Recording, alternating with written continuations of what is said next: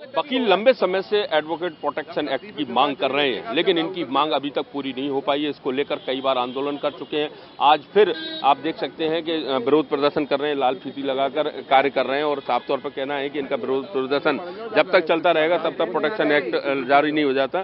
तोमर साहब, किस तरह से मांग की जा रही है और ये मांग तो काफी दिनों से भी की जा रही है, ये भी बताया जा रहा है। ये बात सही है, वकीलों के द्वारा ये मांग निरंतर जारी है और चली आ रही है। कई वर्षों से हम लोग मांग कर रहे हैं, मगर ये सरकार क्या है, आश्वासन दे रही है। जो भी सरकारें आती हैं केवल आश्वासन देती हैं, हमारी मांग पूरी नहीं कर रही। जबकि ये एक्ट लाना बहुत अति आवश्यक है, क्योंकि वकीलों के साथ कई घटनाएं होती हैं, कई ऐसे मामले हो चुके हैं और कई तो मध्य प्रदेश में भी संगीन घटनाएं हुई।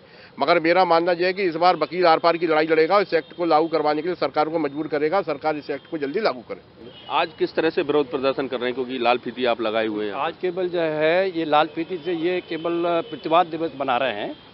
कोई काम में कोई अपना रुकावट नहीं पहुंचाई है, सरकारी काम बनता रहे और अपना प्रदर्शन भी जो है जारी रहे। क्यों नहीं हो पा रहा है? जैसे अगर हम बात करें तो आखिर इसको लागू करने में कहाँ दिक्कत आ रही है, क्या कारण होता है? देखिए, जहाँ तक हम समझ पा रहे हैं कि इसको लागू करने में कोई दिक्कत नहीं आनी चाहिए, क्योंकि इनका फॉर्मेट जो है बिल तैयार है, बस केवल विधानसभा में पेश होना है। या तो ये है कि विधानसभा में इतना समय उनको नहीं मिल पा रहा है कि हमारा बिल नहीं ला के आ पा रहे हैं, तो इसलिए हम लोगों ने यही आग्रह किया है कि इसको जल्दी से जल्दी लागू कर लिया जाए, क्योंकि भारत सरकार भी इस संबंध में मतलब ये है कि वहाँ भी उनके द्वारा भी ड्राफ्ट तैयार किया गया है। तो अगर भारत सरकार के द्वारा लागू कर दिया जाता है तो मध्य प्रदेश सरकार में आवश्यकता नहीं रहेगी।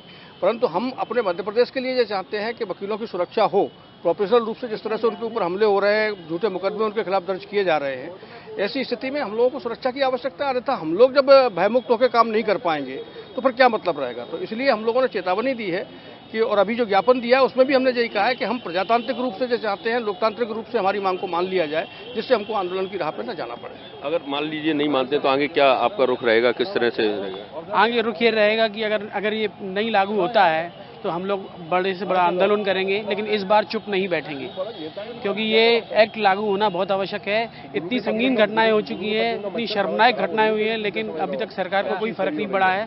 तो इसलिए अगर ये एक्ट लागू नहीं होता है तो अब ये संगीन रूप ले लेगा आंदोलन का।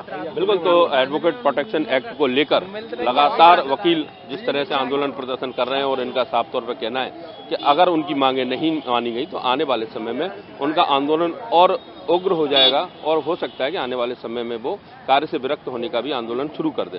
कुल मिलाकर साफ तौर पर कहना है कि सरकार उनके जो वकील प्रोटेक्शन एक्ट है उसको लागू करे, किसी भी कीमत पर करे। कैमरामैन विजय के साथ ग्वालियर से स्वराज के लिए विनोद शर्मा।